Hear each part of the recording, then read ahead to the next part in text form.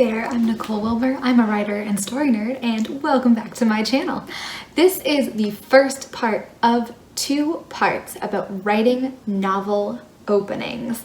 So in this one, I am going to talk about 5 questions to ask yourself when you're trying to go from a first draft to a second draft, or just writing the first draft. If you want to see how I applied these questions to editing and fixing up my own opening for my novel, that video will be coming out on Sunday.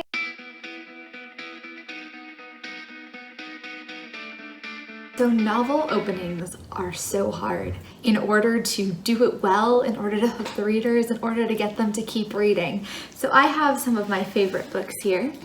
And I am going to talk about things to look for when you have a first draft of your first scene or your opening of your novel, and how you are bringing that to your second draft. So step number 1 is choose a strategy for engaging the reader in the first chapter. And I really suggest being super intentional about this.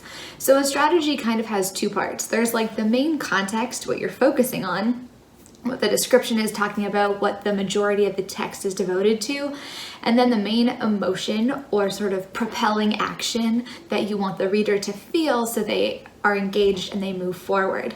So the first sort of main content strategy you can focus on is action. If you've ever seen an action movie ever, they use action generally as an opening scene. It's usually action that may or may not have anything to do on the later story, but it's to kind of show you how cool and competent the characters are and to get things started very excitingly. Another way of doing this is through character. In The Help, the story really starts with a focus on Aibileen, and she explains how she's raised kids and she's seeing a baby yell and all of these different things. It's really strongly in her voice.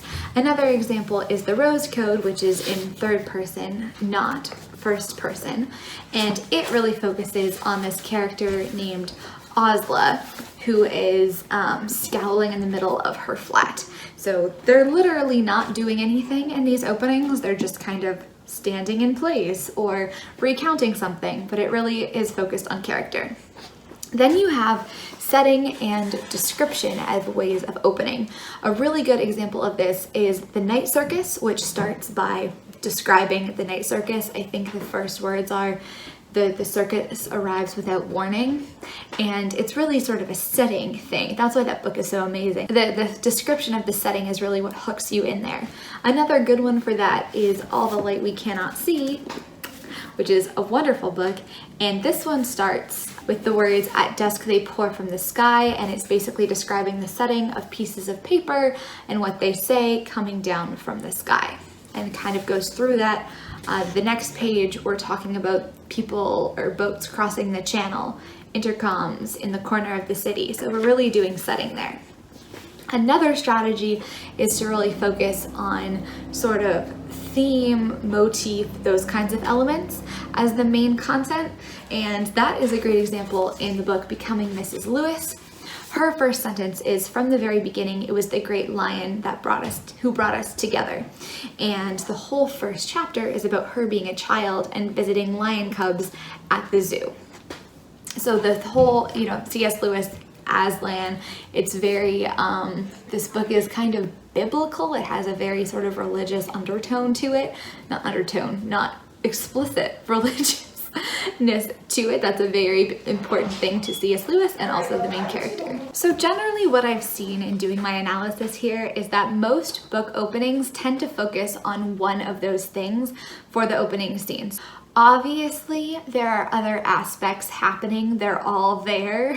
Going to the zoo to see a lion is action. There's a character doing that, but really it's all about that motif. So once you sort of have your content coupled with those, whatever you're focusing on, you then create sort of a main emotion or a main feeling that's going to drive the reader to continue to want to be reading your book. Mystery is a big one, and there's something clearly going on that this book isn't telling me. In All the Light You Cannot See, there's quite a bit of mystery or foreboding here.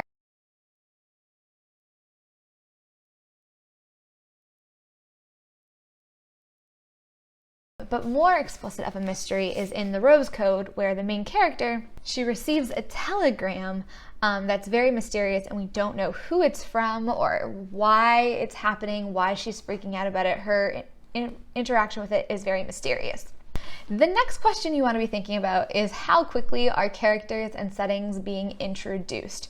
A lot of book openings, and this is kind of different from movie openings, they start close and then zoom out. That's just the patterns that I've seen in a lot of openings. These aren't hard and fast rules, but a lot of them do this. It's different than that sort of sweeping vista you sometimes see in movie openings. They start in a character's head or describing a piece of white paper or a leaflet falling from the sky, or describing a particular family, like in Harry Potter, or a particular house. And then from there, by making that thing interesting with good writing, they kind of expand out, and you can sort of see the context that it's in, get a better sense of where the story is going, and start feeling those emotions of humor, action, etc., etc. Readers often get overwhelmed by a lot of proper nouns and can lose the thread of the story. So it's important to introduce these things gradually, which is why I think they do a lot of the start small and expand from there. Every single one of the books that I have on my desk right now, it starts with one character being introduced, or even no characters, just a setting. And then slowly there's like a substantial description of that person. And then we add 3-4 characters over the course of the chapter. And you generally don't see a lot of proper names in the first few lines, in the first few chapters. You don't want to be overwhelming. I've seen this done the other way, where it's like in fantasy novels, they just give you tons and tons of proper nouns all at once, and I'm not saying that isn't successful. I personally don't like reading that. I find it annoying. It won't make me necessarily put down the book if I get things cleared up pretty soon. So you can see like tons and tons of those proper nouns and you're like, what is happening? And that's supposed to maybe create some mystery. For a lot of readers, including me, it's just overwhelming and you get confused, right? There's a difference between overwhelming and confusing the reader versus making them think, ooh, I wonder what that is. So it's kind of a balancing act just in terms of how many nouns you're introducing. And when you have too many things, so if you have a lot of quantity of different things and we think that it's going to be super interesting, it can actually be less interesting because we're not getting enough detail about them, we're not understanding the context around them or how they're related. So what I've seen in these books that I really love is less is usually more. Question number 3, is the scene clearly going somewhere? Is there a clear conflict, escalation, resolution? In Becoming Mrs. Lewis, we start with them sneaking out of the house. They see a lion. There's a resolution of them getting to see these lions in the zoo. Pretty not huge, lot of action, a lot of thematic, interesting things going on there. In the Rose Code, she starts off looking at a magazine, then there's escalation when she gets a letter. She calls someone, they have a fight, a very covert fight over the phone, and then it ends actually in a sanitarium with the person who sent the letter. And you're not really sure the identities of the different people. It's very, very cool how they do this, but there's a clear escalation. There's an escalation not only of the tension, which continues to escalate throughout the chapter, but then the mystery kind of escalates. It resolves a little bit, but there are still questions, and you now have new questions, which is how I think a great opening really goes. In The Best Kind of People, this one starts with a shooter walking into a building and someone saving a little girl, and then goes into the resolution of talking about the man who saved the girl and their family. It's very important that the scene is going somewhere and that there's not too many things going in two different places. We need to have a through line that's going in. It's super important because you need to build trust here for you as a writer. So demonstrate that the questions you set up early in the scene, at least some of them, are answered by the end of the opening. Demonstrate that what you set up early in the scene is paid off. Indicate that you're able to make promises to your reader and pay them off, and because that will give them faith in you going forwards, that you'll be able to do that for the entire book. Question number 4, is this scene a mirror or reflection of the final scene? Is this something that is here? Is something here paid off later? Now, this is a question you usually can't answer till you've drafted the whole thing. So it's a really good one for when you're editing your first draft. And you hear that a lot, that the first scene has to be a mirror of the final scene. I don't necessarily think that's true all the time. You don't necessarily have to have the characters in the exact same place or even the exact same characters, but you do want to be able to start and end in a way that clearly shows how your characters have changed over the story. So there's a clear contrast between this, and if you can have elements in the ending that remind your reader of the beginning, it can actually serve to better show the contrast between them.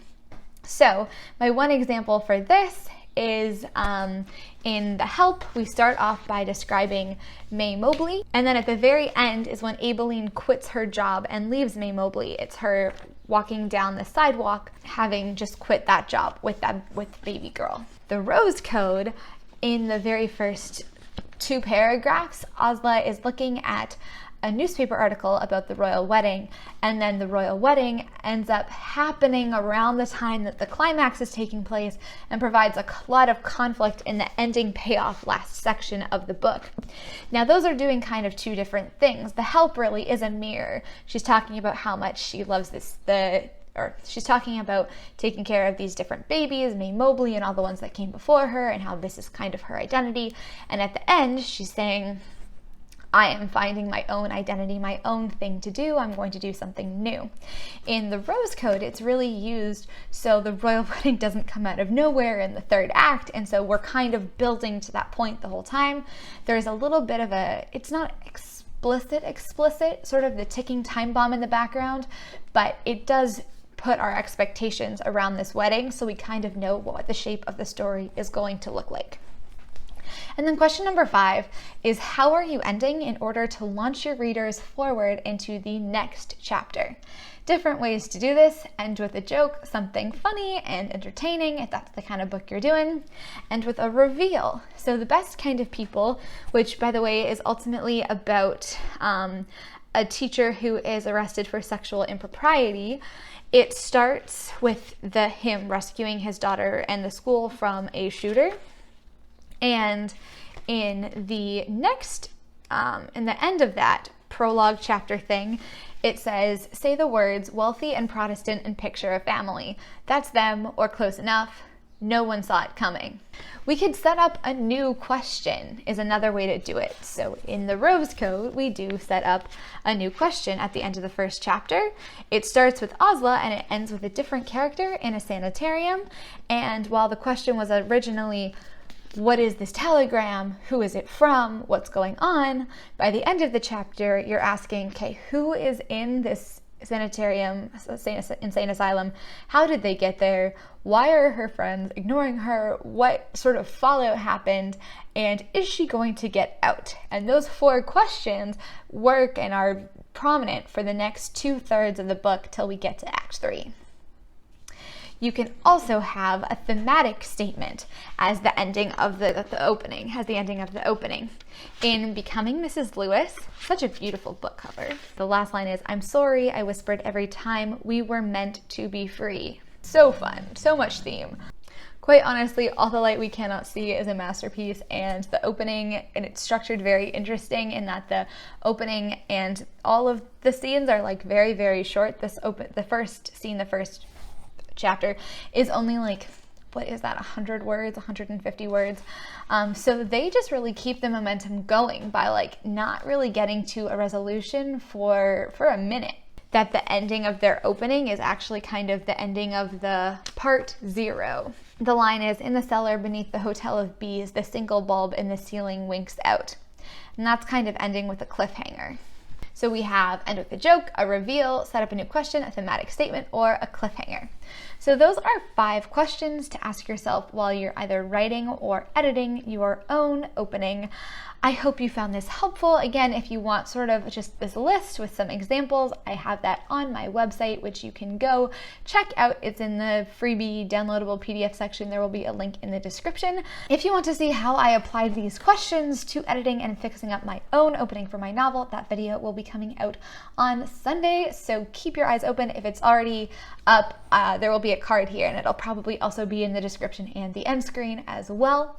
So thank you so much for watching. If you like this video, give it a thumbs up. If you want to make sure that you know when that next video comes out, click the subscribe button so you can see it, and you can hit the bell thing too if you are like super excited about it. Thank you so much for watching. Let me know what you think about openings. What's the hardest thing for you when you're writing one? Do you know any really amazing openings that like blew your mind? Please let me know in the comments. Thank you so much, and I will see you next time.